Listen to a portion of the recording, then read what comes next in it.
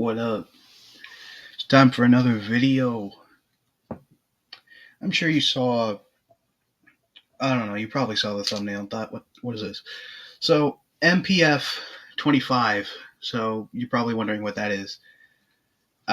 Since PW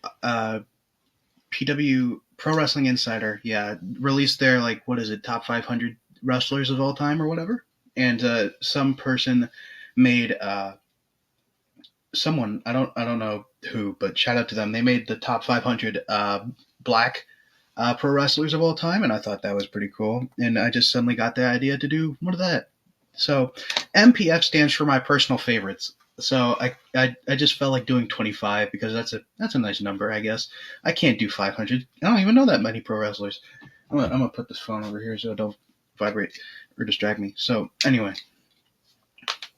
rules. I am not counting big corporations. I'm not counting WWE. I'm not counting ROH. I'm not counting AEW. I'm not counting TNA or whatever. None of that. So if I do, I will exclude NWA because in its current state, it is not a big company at all. So I will include NWA wrestlers and so whatever. So probably should do that. So going down from 25 all the way up to 1. So starting at 25, the Immortals, current NWA Tag Team Champions and Crockett Cup winners. Deservedly so. They have been dominating the NWA Tag Team division for a little bit. The Slime Balls are getting up to their level, but the Immortals just have something about them that just kind of screams like championship material, specifically tag teams. Separated, they're not as good, but together as the Immortals, they are pretty damn good, I will say. Definitely the best tag team NWA. Probably, well, I wouldn't say the best. There are other teams that are probably on the exact same level as them, but they are by far my favorite NWA tag team as far as things go. So they are number 25. I probably should have stated this earlier. Tag teams will count as one spot, not, whatever. Hold on, give me a second. Okay, back. So 25, yada yada. Now to 24. K Toomer. I'm sure you've heard that name at least once. If not, then I'll just say it. K Toomer is a heavy-set black wrestler who is genuinely inspiring. Not only is he incredible in ring, he has incredible agility, and he's won multiple championships over his years. I don't know how long he's been wrestling, but he's pretty damn good at it. I will say, as a heavier set guy, he is a pretty big inspiration to me, and to many other. And he uses his weight as kind of like a gimmick, and people buy into it. They love it. They love him, and I could see why. He's just genuinely great, and I've seen him on Facebook and stuff. He seems like a genuinely really cool person. So he's number 24 on my personal favorites list. Number 23, that would have been a big jump. Number 23 is the Outbreak / Twins of Salem. The Outbreak / Twins of Salem are currently in JCW, current JCW Tag Team Champions, and they have never been Memphis Wrestling Pro Tag Team Champions. That's what I meant to say. I got lost in my thoughts. But they have never been. I don't know why, but specifically Jackson Crowley, has been on Memphis Wrestling for such a long time, and it is weird not seeing him hold a title yet because he is so goddamn talented. Otis Crowley, who is not Abel Booker, who is currently in the Outbreak and Twins of Salem, hasn't been wrestling. He's been on like a year hiatus since leaving Memphis Wrestling, and he's just recently come back. So congratulations to him. He is not on my list because well, he's been absent for most of 2025, so I can't really say he's my favorite. And I haven't really seen him wrestle that much after leaving Memphis Pro Wrestling. And Abel Booker's pretty good, but him specifically with Jackson Crowley is incredible. It's just genuinely something to see. Though I hold up. Okay, so their current gimmick, the Outbreak, is a fun gimmick. They're zombies and whatnot, and Barnabas is there and whatnot. I actually kind of preferred the Twins of Salem gimmick a bit more because, well, they were just creepy guys and they were in the Circus of Freaks. But the Outbreak, it's a fun idea. It's definitely it's got something going on for it. At least they've won a tag team championship together, so they're 23. 22, I'm guaranteed you never heard of these guys before. The O'Neill brothers. Again, like 23, the Outbreak / Twins of Salem, they are twins. They are identical twins. Same height, possibly same weight, same look. And they are great. I haven't seen them wrestle in a little while, but they have been so great. But even though in Memphis wrestling they have been jobbers for the most part, just taking pins and losses, they have been on a little bit of a winning streak recently in Memphis Pro Wrestling, which looks good for them. And I really like that for them. They are heavier set guys, and again, I take inspiration from them. They are proving that heavier set guys can be pretty damn good pro wrestlers, tag team, or in singles action. So they are number 22. Now, 21, NWA wrestler Mike Mondo. Yes, you may know him from Spirit Squad as Mikey, or you may know him from recent Twitter discourse. So I picked him because specifically he was defending NWA's honor and actually doing a pretty good job, which Brian Idol was not, so I did not put him on my list. So Mike Mondo, he is kind of a story if you kind of look at his career. Started off in WWE as a tag team champion in Spirit Squad, and then he kind of faded out.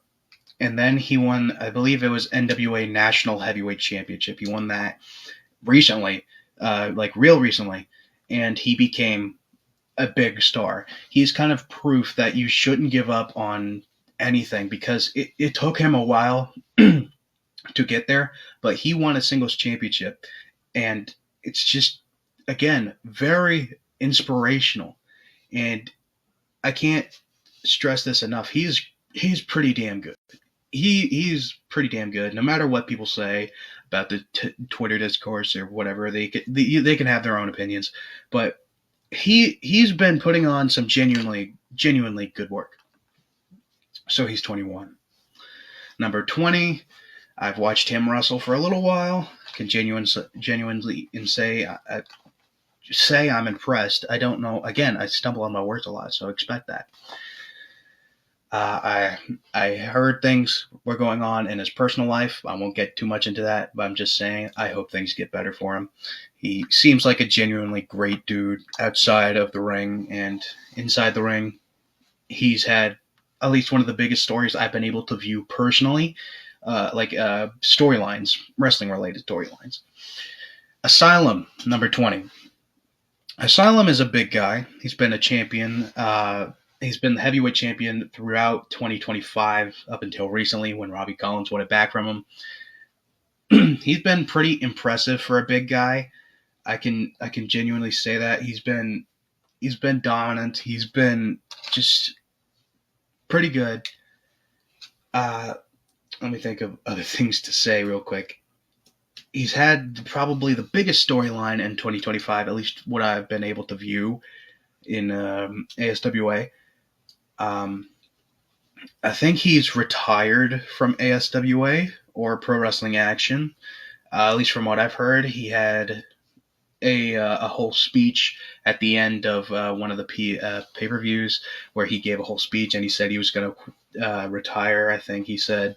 And I genuinely thought at the moment that the status symbols, the stable he was in at the time, were going to turn on him for losing the title. But they didn't. They listened and they celebrated. At least they celebrated his career, which it was just a genuine speech from the heart, and it was just a genuinely heartwarming moment. And I could say that Asylum is one of the best big guys I've seen in pro wrestling. He's, I'm sure, a great guy, and he's also a pretty big inspiration. So he's number 20. Okay, so for 19, Aaron Daniel Norman. Haven't seen him wrestle too much, but from what I have seen, he is impressive. Aaron Daniel Norman has been he's been phenomenal. Honestly, his in-ring work is crazy. I haven't seen him cut a promo, but I'm sure that's good too. Either way, I'm pretty sure wrestling is the main thing here. So he has a great look about him. He won the Ohio State Championship at Velocity 1 Pro Wrestling, which is deserved. I could say successfully won it from Thunder Kiss. Thank goodness. And I think he's been one of my favorite heels because he just kind of pisses the crowd off by not doing anything. He doesn't insult them, as far as I know, and he just doesn't go at them at all. He's just a naturally hated heel, and I just really like that. And as a future heel, maybe myself, I will kind of draw from that. I will kind of take that in and be like, okay, I'll do this. So he's number 19. I've seen him work in Japan, I think it was Japan. Number 18 is Danny Jax. Danny Jax has been a standout performer in the women's division because she's just great. Honestly, she works her ass off. She's just phenomenal. She's the only woman in ASWA currently, which is weird. But in Velocity 1, she has been standout. She's been the standout. She is the first inaugural Velocity 1 Pro Wrestling Women's Champion. Again, deserved. And Nolan Bates has told me that she has been working her ass off, so she deserves it, which I agree with. Because in ASWA, women don't really get a lot of recognition. Well, I mean, they do. They had their first women's triple threat recently. So, but the sad thing is, my camera out of focus? Has it been out of focus this entire damn time? There it is. So, anyway, Danny Jax has been, again, phenomenal. I can't say that word enough. Phenomenal. But she has been probably one of the greatest female wrestlers I've seen ever. But she definitely deserves to hold a title of some sort, so I'm glad she could do that in Velocity 1, even if she can't do that in ASWA, which is sad because I think they need to expand their women's division, at least get some more women into the mix so Danny isn't doing intergender matches 24/7, which, and again, another one is coming up, but hey, I don't know. So she's number 18. Number 17 is Malice. Malice is a very, very skilled professional wrestler. Former JCW heavyweight champion. I think I've said this enough. Butler Jeeves. I keep poking fun at him for that. But genuinely, in I think it's CIW. I don't remember, but he has been great there. Haven't seen him wrestle in person yet, even though he's been advertised 100 times in ASWA. He's been advertised currently in Velocity 1. I hope he shows up so I can actually see him. But I've been watching him on YouTube for a little bit, and I can genuinely say he is impressive. His partner, Tenchi, I want to say Tenchi, I don't remember. But she's been great too. But she is not on this list because I haven't seen her wrestle too much. It was mostly managing. But Malice has just been amazing.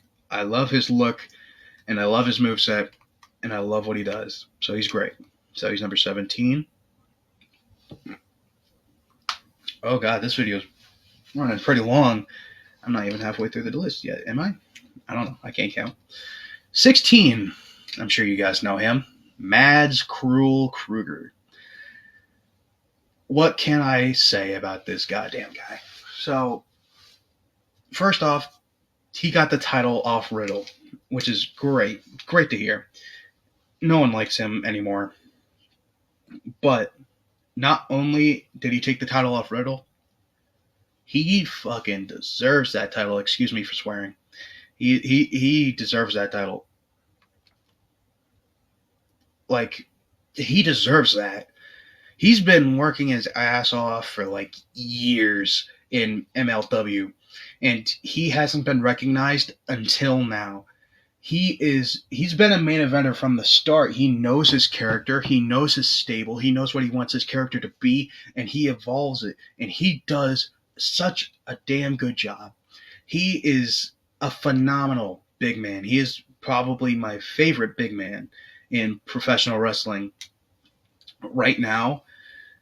But I don't his look, his transition from Logan Creed to Mads Cruel Kruger has been genuinely astonishing, because I think there is an actual story there where Logan Creed was doing so shitty in indies that he kept losing, and then he just suddenly had this transition and like thing where he transforms into Mads Cruel Kruger, and he's been winning. He's been fucking dominating. Again, excuse me for swearing. I swear a lot. So he is genuinely amazing, and I can't stress that enough. So he is number 16. Number 15 might surprise you. It's Zook, mostly because he is a comedy / sometimes serious wrestler, and he's been great from what I've seen. He clotheslined a child to keep a 24/7 title, which was great, and my dad loved that spot as well. And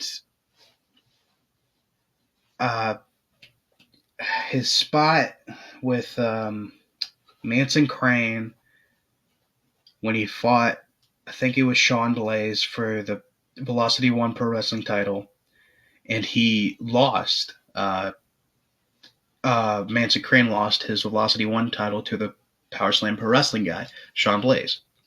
And the one spot where he's crawling over to Manson covered in blood was such a good standout moment. The camera panned to it perfectly on the Velocity One Pro Wrestling YouTube channel, which you should go watch, by the way. They have all their matches on there. But it was such a good moment. My dog's asleep. You might hear her snoring. But it was such a good moment, and it made Zook and Manson Crane look like they genuinely cared. Specifically Zook, the emotion on his face, you could tell he looked genuinely upset and sad. He looked like he was on the verge of a breakdown or something. But he looked crazy with his face covered in blood. But then again, his current gimmick is that he is a cannibal. So there's that. So he's number 15. Number 14 is a wrestler I watched in person recently. El Tano. I don't know if that's how you say his name. The long lost Uso. So I've watched his match with Papa Dango. Papa Dango, he's pretty good.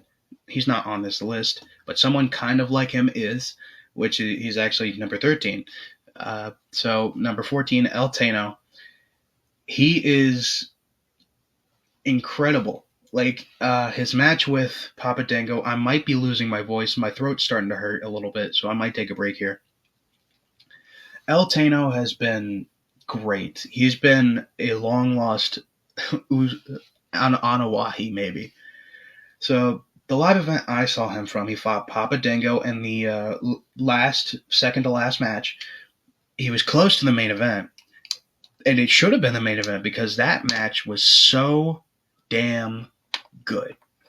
So El Tano versus Papa Dingo might be my first 5-star match. The first match I would rate 5 stars. It had a perfect runtime. It was so perfect. All the spots were great. Everything was spaced out so well. And it was just phenomenal to watch a small man, big man match. That was great. And you don't see that too often. So El Tano and Papa Dingo are genuine best friends in outside of the ring. So that's why they have such incredible chemistry in the ring. El Tano also got the people to chant "Oos," and I think he got people to chant "Oos," and he was cheering the crowd on while they called him Uso. So it was just great to see him leaning into that. I got to take a break. My throat hurts. Okay, I got a bottle of water, so hopefully that helps my throat. Anyway, number 13, I said he was like Papa Dingo, and Nacho Man kind of brought him up in a previous video. Congo Kong. Congo Kong, another great big man. He's been doing phenomenal work in JCW and on the indies. Ever since he left TNA Impact, he's been doing splendidly. I would say he's up there with Madge Kruger, not quite on his level of character or promo work, but he is up there. He's pretty good. He for a big man, it's insane what he can do. It's just kind of sad to see JCW not use his full potential of what he could do, because he can do moonsaults. And this man is like 400 something pounds, and he's doing moonsaults off the top rope. And all this athletic stuff. But he did recently get a win over former JCW champion, heavyweight champion, Willie Mack, which was great to see, even though it wasn't clean. But Congo Kong's just another one of those guys I kind of look up to. He's a heavier set guy. Again, and I just kind of look up to him as in like, okay, this is what I should do. This is what I need to follow. Okay, so he's number 13. El Tano number 14. I don't know if I said that. Number 12. There's a lot of big guys on this list. I just realized how many big guys there is. Okay, so number 12 is Madman Fulton. Or Dreadnought, depending on what you like him better as. I like him as both, honestly. He was a former tag team champion with Mads Kruger. But Madman Fulton has been doing great in ASWA, Velocity 1. I haven't seen him on Velocity 1 for a little while, but he's been doing great. He's been putting on great matches. I've seen him win the Charlie Fulton Memorial Battle Royal with Nomad and go on to main event in, I forget which one it was, but he fought for the heavyweight championship in a triple threat match, which he sadly did not win. Neither did Nomad. But he has been just genuinely amazing. He had another 5-star match with Truck Morris, even though I can't officially rate it 5-star matches because I'm not going back to rewatch them, because I feel like that would be a bit stupid, because I would have to go back to ASW's first ever match or whatever. And I don't think they had that on YouTube, because YouTube didn't exist in, I think it was 1996. But he's been doing great. I love he's kind of doing the thing with Mads Kruger, where he's like the main event monster, and now he's an actual monster. Because Madman Fulton is a face, but Dreadnought is a heel, and I kind of like that thing. But he's keeping both characters at the same time, unlike Mads Kruger, where he decided to ditch the babyface and go with the heel, which is an interesting path to see. But he's number 12. And let me take another break real quick because my throat's hurting again. Oh.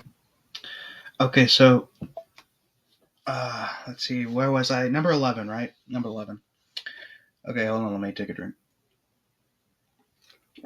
Number 11, Paris McQueen.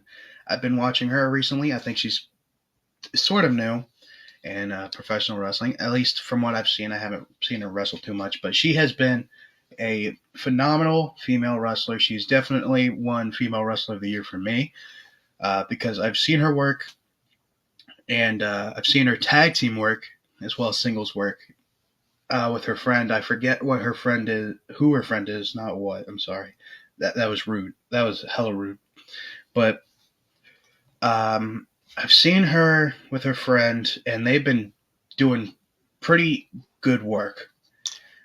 She is Battle of the Border, I think, a women's champion, I think, if I remember correctly. But Paris McQueen has been doing great. I'm just upset that she's not more famous, I guess.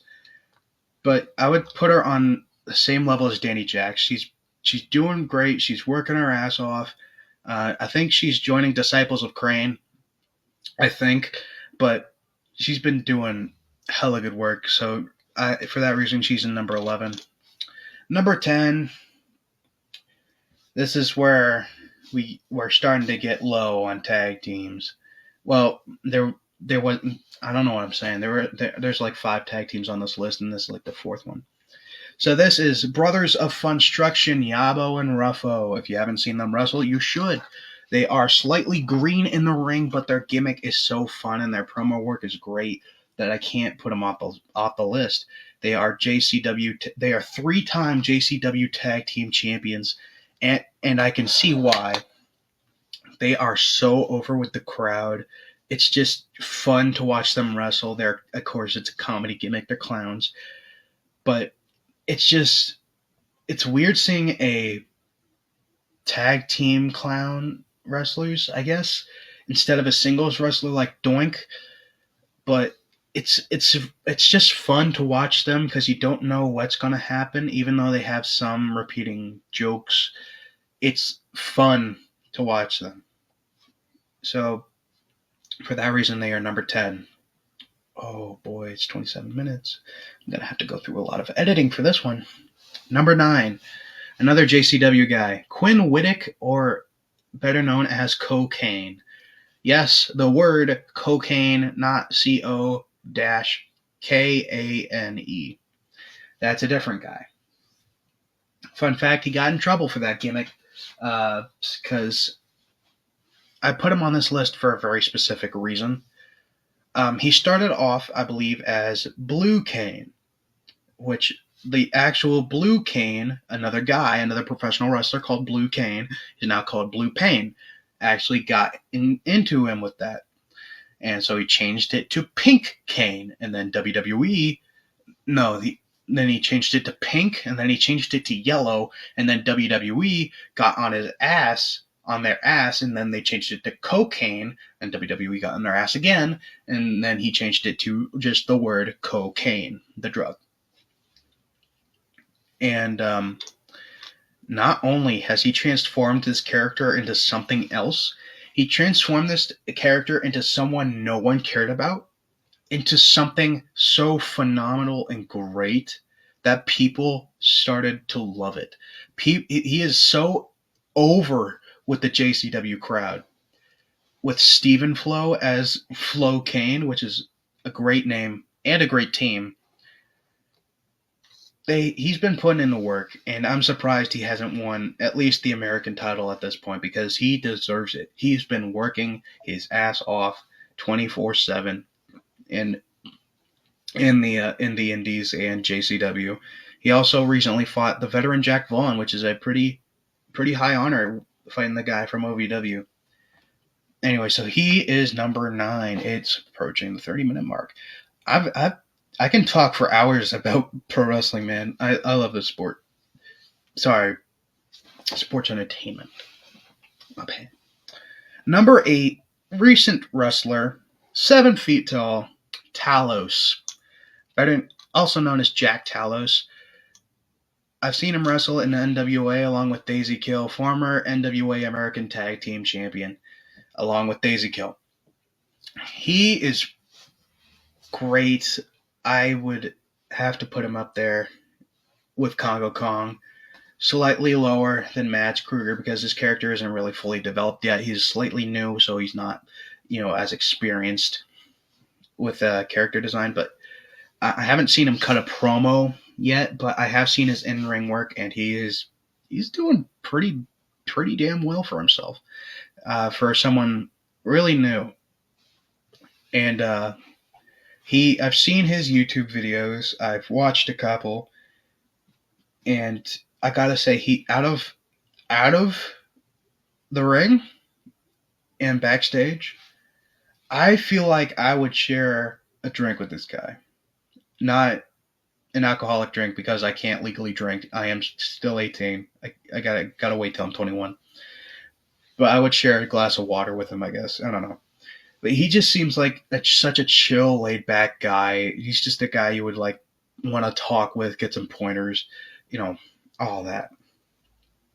Now, he's number 8. The last 7 are all local guys. So, bias, I guess. Again, these are just MPFs, my personal favorites. These are my opinion. I get to share my opinion online, and no one gets to be upset about it. That's how this works.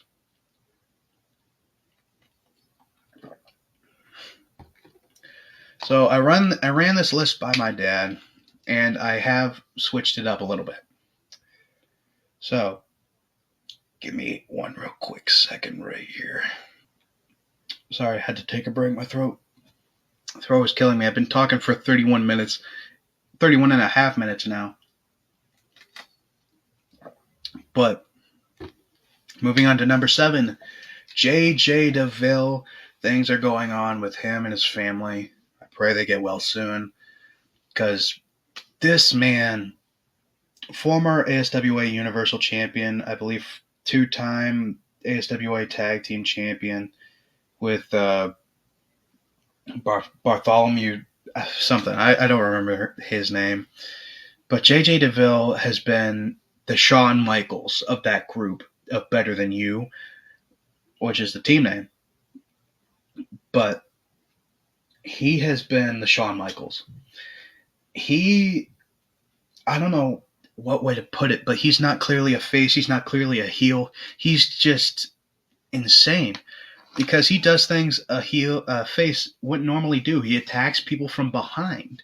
He does cheaty tactics. He does things faces wouldn't normally do. He's kind of like Roddy Piper in a way, where if he was a face, he would bite your fingers. He would low blow you. He would do that stuff. And I just genuinely love that way of like character. And not only that, he's been a phenomenal wrestler. I'm surprised he hasn't gone up to the main event and won the heavyweight title yet, because he deserves it. It is way past his time for him. He should have had that title by now, but he hasn't. But maybe in the future he will. So things might happen. So he is out from ring action currently, but I can say he's definitely been up there in the top 10 for me. That's why he's number 7. Number 6, I've seen him wrestle in person as well with Madman Fulton in that 5-star match I previously mentioned. Truck Morris. I keep messing up his name.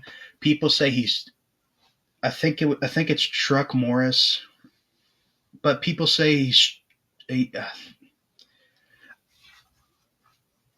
I forget what his other name was, but he has like multiple names.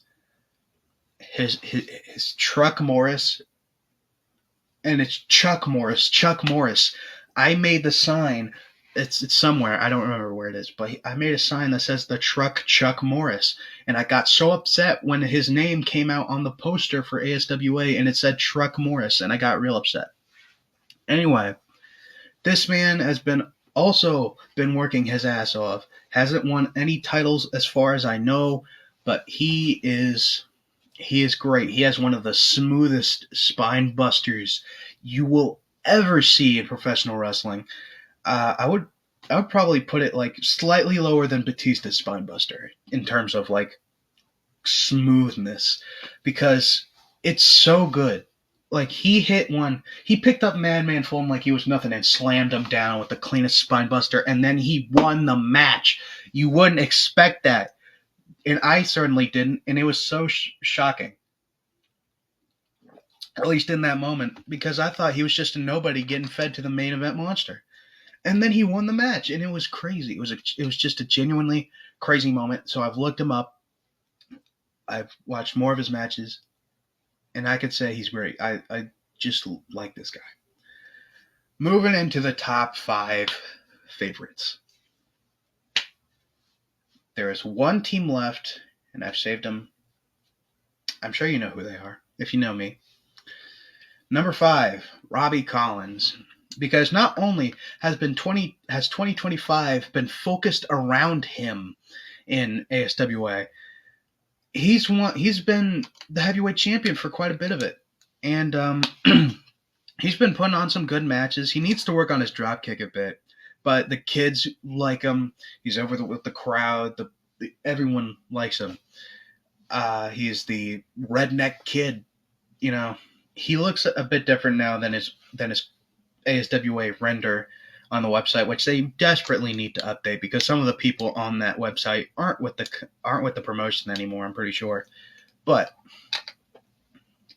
he's just been a great athlete, great promo. His in-ring work is great. He just needs to work on that drop kick. Because was it him or was it Axel Fury who had the drop kick problem? It might have been both of them. I don't know, but the kid, I've seen kids. I'm sure someone's told them this, but kids have been pulling out their phones, kind of like recording the whole thing, the whole match, and just kind of like going, "Whoa, do the spear," and stuff like that. And he did the spear, which it was fun. But yeah, he's number 5. Number 4. This man, I don't think he's even been wrestling for a year, and he's already in my top 5. Nomad. Nomad is a younger wrestler, and he has been selling his ass off in matches. He's been not only doing that, but being a phenomenal heel. Because he hasn't been around for long. I think he's been around for like maybe 5 or so ish, maybe pay-per-views, and the crowd despise him. Like, I don't know what he did in those first 3 pay-per-views I wasn't there for, but he was just like, people hate this guy. And I don't know why, because he is phenomenal. He's like one of the few heels I would cheer for. And he's just great. He's also in my pro wrestling tryouts, which I have yet to pass. I haven't passed it yet. Still got to work on my stupid arm. He actually helped me out, kind of a little bit. He didn't give me any pointers, but he did help me. He did show me like how things were done in ring, how to take like specific bumps and how to do like flips and whatnot. So I do kind of take that into consideration when rating him. So he is number 4 on this list. Last 3, the top 3. 40 minutes. Oh my God. Okay, so number 3, Colton Quinn. Gotta say, this guy has been great. I love his in-ring work. He hasn't had a 5-star match yet. I am expecting that. And I'm just surprised he hasn't won a title yet, which is just genuinely shocking because not only is he over with the crowd, he is probably on the same level as Robbie Collins in terms of in-ring work. He can cut a promo, and I think he brought this up himself. It's just the speakers in the ASWA building, the gymnasium, that are the problem. It's not his promo work. It's the speakers, because it's in a gymnasium. It echoes and everyone's kind of talking, and it's kind of hard to understand. But he can cut a promo. I've seen him in Velocity 1 where it's a bit more clear. So not only that, he's just been kind of just a genuine inspiration. He's talked to me outside of the ring. He's gave me a few pointers here and there. and kind of he also kind of talked to me about music and character work, which I really do appreciate. So he is number 3 up there. He is up there. Final 2.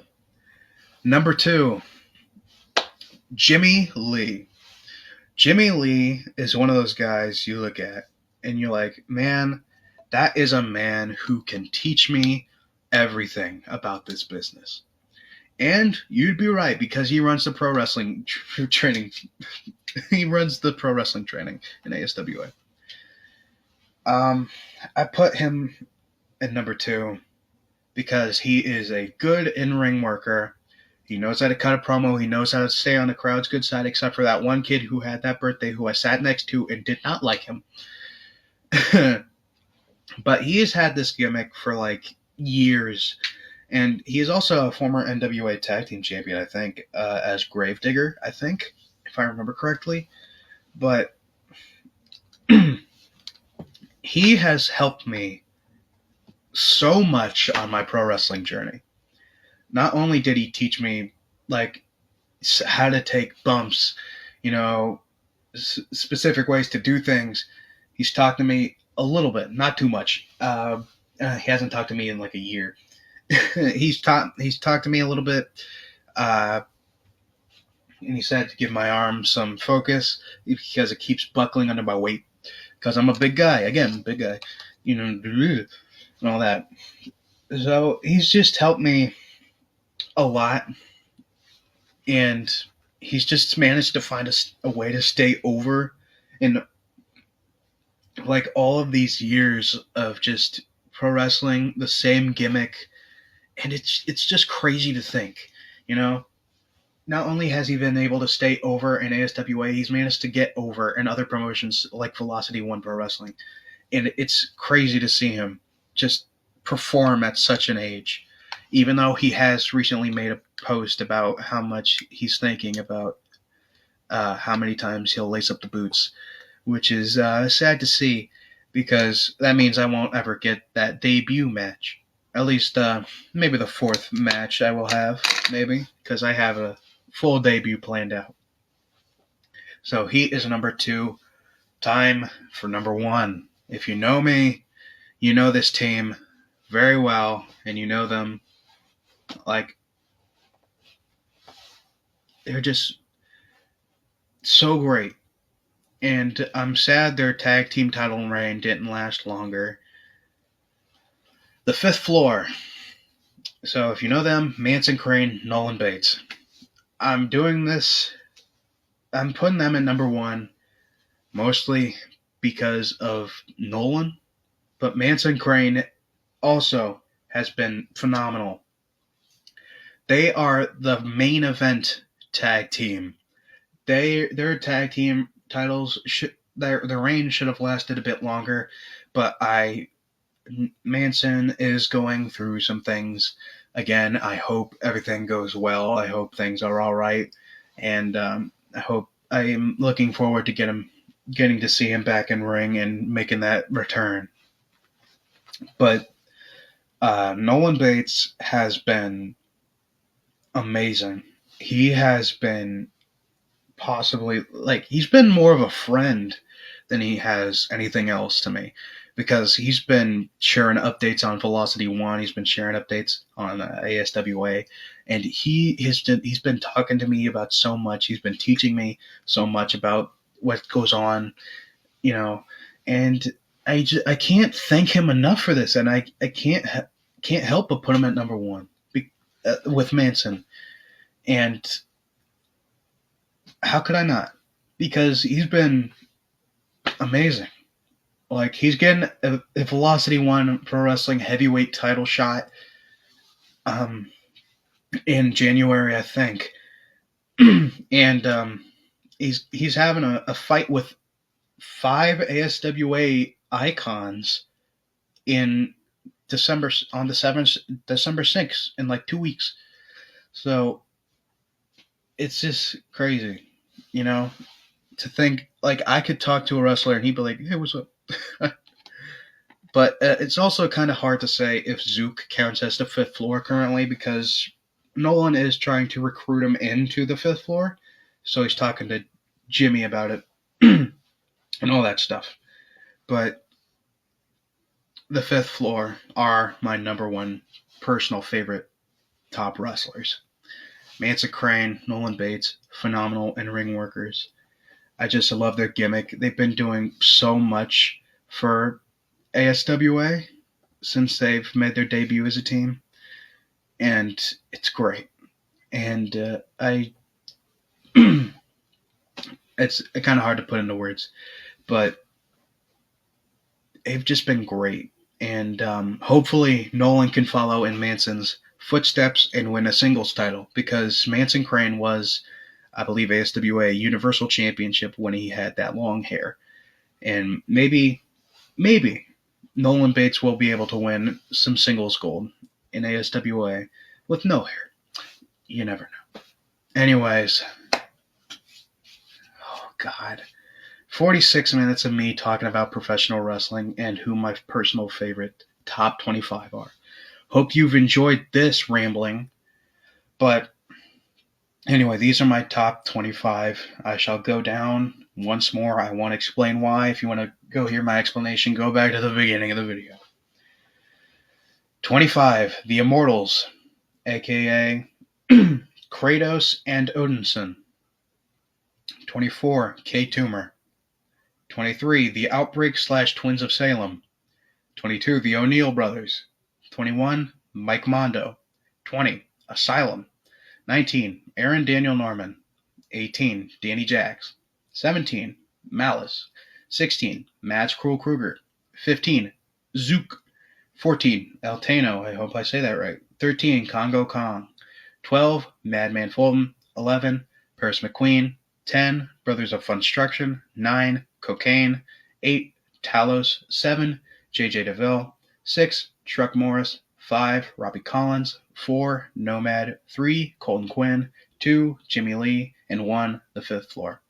So if you have any personal favorites, go ahead and let me know.